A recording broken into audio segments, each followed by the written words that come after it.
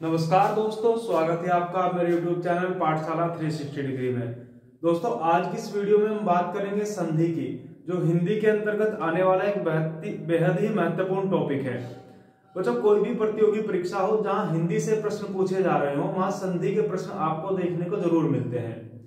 तो आज हम संधि के बारे में समझेंगे बच्चों की संधि की क्या परिभाषा होगी, संधि के कितने भेद होंगे, और फिर हम संधि का जो पहला भेद होगा स्वर संधि, इसके बारे में समझेंगे कि स्वर संधि की क्या परिभाषा होगी और फिर स्वर संधि के कितने भेद होंगे और वही स्वर संधि के शब्दों की पहचान कैसे की जाएगी। ठीक है, वीडियो की शुरुआत करने से पहले मैं आपको बता दूं, इस वीडियो में मैं जितना भी आपको कराऊंगा, ये वीडियो और इससे अगली आने वाली 2-3 वीडियो जिनमें हम संधि का पूरा टॉपिक कवर करेंगे, इसमें स्वर संधि, व्यंजन संधि व विसर्ग संधि, संधि के तीनों भेद बच्चों हम यहां से क्लियर करेंगे। और ये वीडियोस देखने के बाद आप किसी भी एग्जाम का कोई भी क्वेश्चन लगाओगे, आराम से आपका क्वेश्चन होगा, वही आप बड़े आराम से नियमों को याद रख पाओगे। जहां इन नियमों को याद रखना बच्चों के लिए एक बहुत ही मुश्किल कार्य होता है, वही आपके लिए बेहद आसान होगा। ठीक है, चलिए बच्चों शुरुआत करते हैं वीडियो की। देखिए, यदि हम संधि की परिभाषा की बात करें तो दो वर्णों के मेल से उत्पन्न विकार को संधि कहते हैं। यहां हमें समझना होगा दो वर्णों के, सबसे पहले वर्ण के बारे में समझना होगा और फिर विकार शब्द का अर्थ क्या होगा ये समझना होगा। दरअसल ये जो परिभाषा है कि दो वर्णों के मेल से उत्पन्न विकार को संधि कहते हैं। यदि हम इस परिभाषा का प्रयोग इस प्रकार करें कि दो वर्णों के मेल से दो शब्द जुड़ते हैं, तब बच्चों वो संधि कहलाती है। यानी दो वर्णों के मेल से दो शब्द जुड़ते हैं तब वो संधि कहलाती है। सिर्फ वर्णों का ही मेल नहीं होता, वहां शब्दों का मेल भी होता है, लेकिन वो जो शब्दों का मेल होता है वो वर्णों के माध्यम से होता है। ठीक है, समझते हैं कैसे। जैसे बच्चों एक शब्द हमने यहां लिख लिया, आपका एक शब्द हमने लिखा यहां पर विद्या, एक शब्द लिखा, और एक शब्द हमने लिख दिया बच्चों यहां पर आपका आल्य। इन दो शब्दों को जोड़ने के बाद जो शब्द बनता है, ये शब्द बनता है आपका बच्चों विद्यालय। यानी कि एक तो मूल शब्द यहां आपको क्या दिखाई दिया, विद्या शब्द, और एक क्या दिखाई दिया, आल्य शब्द। ये दो मूल शब्द दिखाई दिए, और ये जो दो मूल शब्द जुड़कर शब्द बनाते हैं विद्यालय।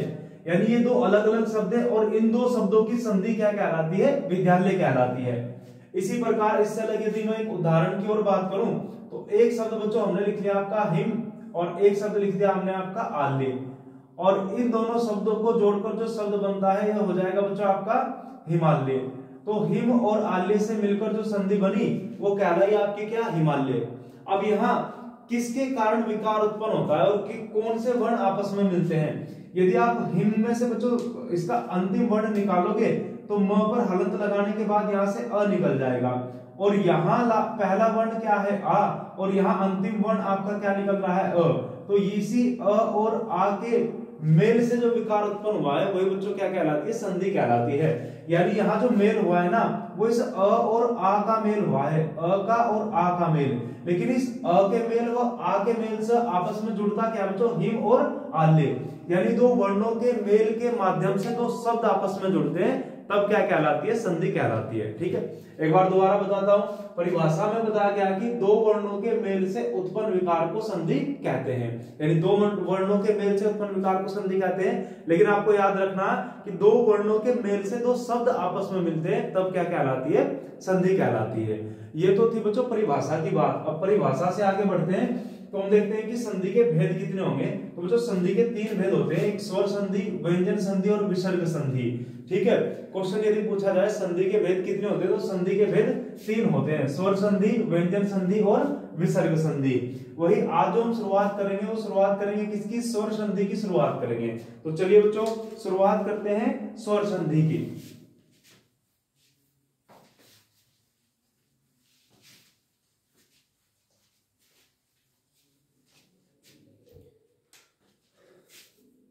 तो जो समझने की कोशिश करेंगे, सबसे पहले स्वर संधि क्या होगी, स्वर संधि की परिभाषा क्या होगी ये समझेंगे, और फिर स्वर संधि के भेद क्या होंगे ये समझेंगे। ठीक है, वीडियो के अंत तक आप बने रहिए, ये टॉपिक आपको बेहद ही आसान लगेगा। यदि हम स्वर संधि की बात करें तो संधि की परिभाषा थी कि दो वर्णों के मेल से उत्पन्न विकार को संधि कहते हैं। यहां होगा दो स्वरों के मेल से उत्पन्न विकार को स्वर संधि कहते हैं। दो स्वरों के मेल से उत्पन्न विकार को, दो स्वरों के मेल से उत्पन्न विकार को संधि कहते हैं, को स्वर संधि कहते हैं।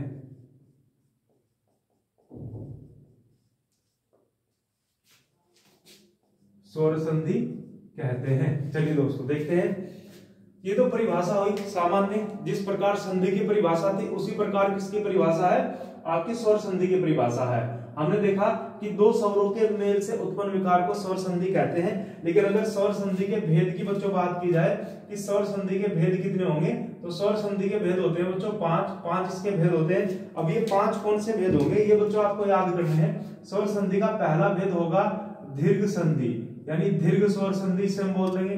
फिर दूसरा भेद होगा इसका गुण संधि, गुण स्वर संधि इसको हम बोल देते हैं। फिर तीसरा होगा वृद्धि संधि, जिसको हम बोल देते हैं बच्चों वृद्धि स्वर संधि। फिर उसके बाद वृद्धि के बाद होगा आपका यण संधि, और यण के बाद होगा 5वां भेद इसका अयादि संधि। तो सबसे पहले तो हमें 5 भेद के नाम ही याद होने चाहिए कि ये 5 भेद कौन से हैं। सबसे पहला कौन सा, दीर्घ। दीर्घ का बच्चों अर्थ होता है बड़ा, और दीर्घ का विलोम शब्द हो जाएगा आपका ह्रस्व। तो दीर्घ सबसे पहली जो संधि होगी दीर्घ, यानी सबसे पहले स्थान पर हमने कौन रखा, बड़ा, तो दीर्घ संधि। फिर बड़ा यानी दीर्घ, और फिर दीर्घ के बाद क्या है, गुण।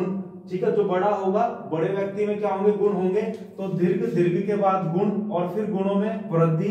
दीर्घ, गुण, वृद्धि, यण, अयादि, ये 5 भेद होंगे किसके, स्वर संधि के। सबसे पहले तो यदि आप इस चीज को सीखना चाहते हो तो सबसे पहले आपको इसके भेद के नाम याद होने चाहिए। तो ये 5 भेद है, कौन से 5 भेद है, दीर्घ, गुण, वृद्धि, यण व अयादि। तो स्वर संधि के बच्चों 5 भेद होंगे। अब ये 5 भेद में प्रत्येक भेद में कहां से विकार आएगा, किस शब्द को कहां से हम पहचानेंगे कि इसमें कौन सी संधि होगी, तो सबसे पहले हमें पता होना चाहिए कि विकार कहां से आता है। दरअसल बच्चों हम संधि ना सीखकर संधि विच्छेद करना सीखते हैं। यदि आप यहां जोड़ते हो हिम व आल्य को जोड़कर आप शब्द बनाते हो हिमालय, तो वो कहलाएगा बच्चों संधि करना। लेकिन अगर आप सीखते हो क्या, हिमालय शब्द के टुकड़े करना, हिमालय शब्द के टुकड़े करना, हिम और आल्य, तो वो कहलाएगा संधि विच्छेद करना। तो हम जो सीख रहे हैं संधि विच्छेद करना सीख रहे हैं बच्चों। ठीक है, देखिए अब यदि आप देखो विकार कहां से होगा, तो जो दीर्घ संधि होगी, दीर्घ का मतलब होता है बड़ा, तो यहाँ बड़ा मतलब आ, उसके बाद बड़ी ई, और उसके बाद ऊ, यहां से विकार होगा।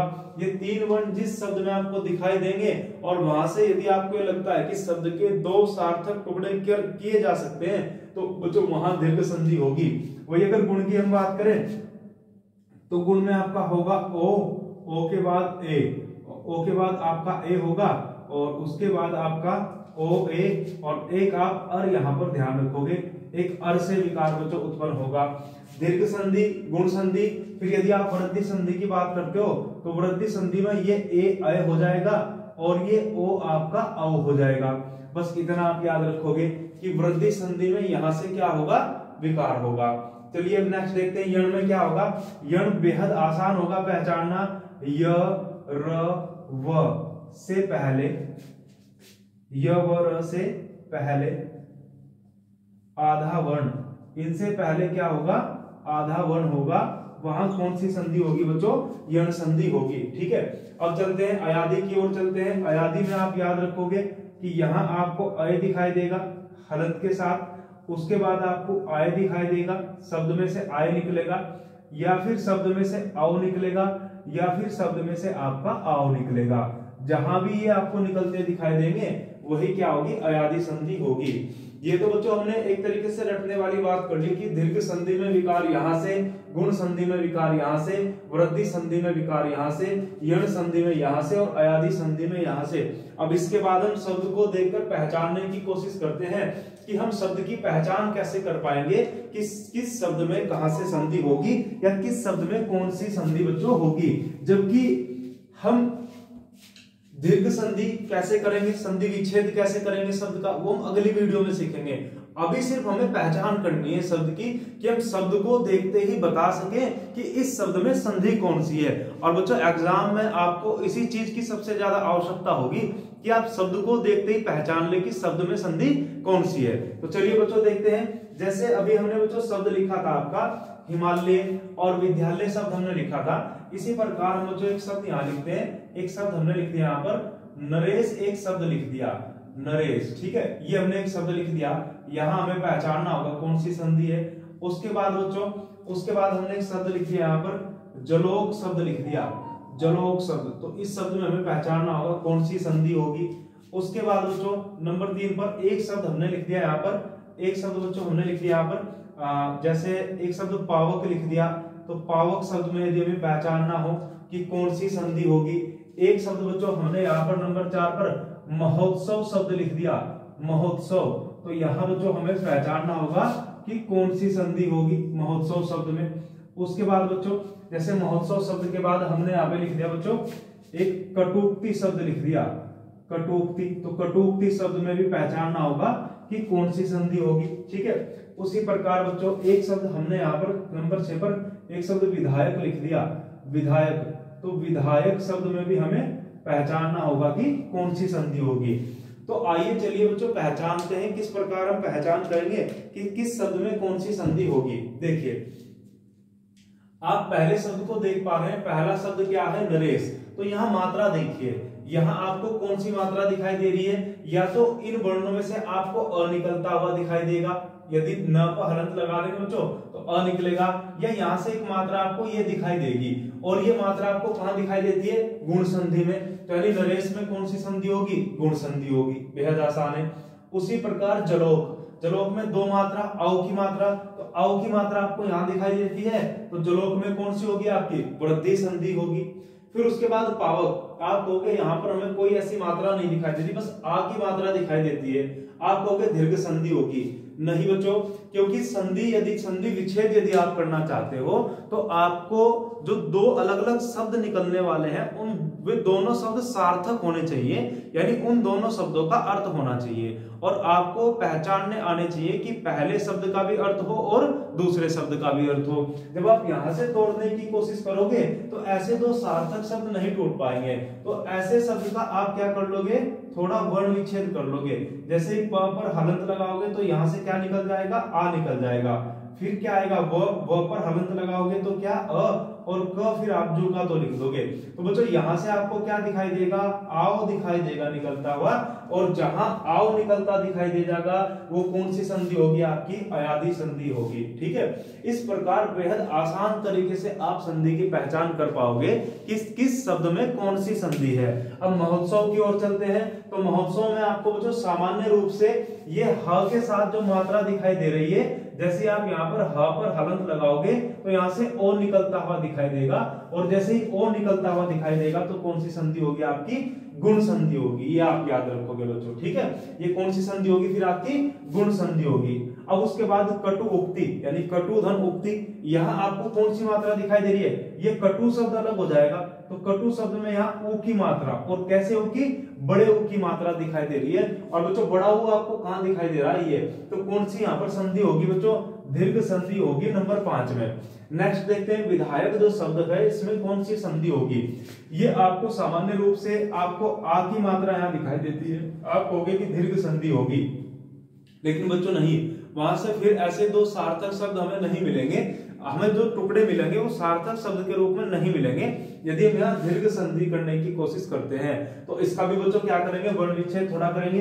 तो वर्ण विच्छेद करने के बाद ये क्या होगा, आपका व हलंत होगा, और वह हलंत के बाद ये आपका क्या निकलेगा बच्चों, छोटी ई निकल जाएगी। ठीक है, उसके बाद यहाँ पर ध पर आप हलंत लगाओगे तो क्या निकल जाएगा, आ, और फिर यह हलंत, और उसके बाद आपका निकल जाएगा। यानी यहां से भी आपको क्या दिखाई दिया, आय दिखाई दिया, और जब आय आपको दिखाई देगा तो ये कौन सी संधि हो जाएगी बच्चों, अयादि संधि हो जाएगी।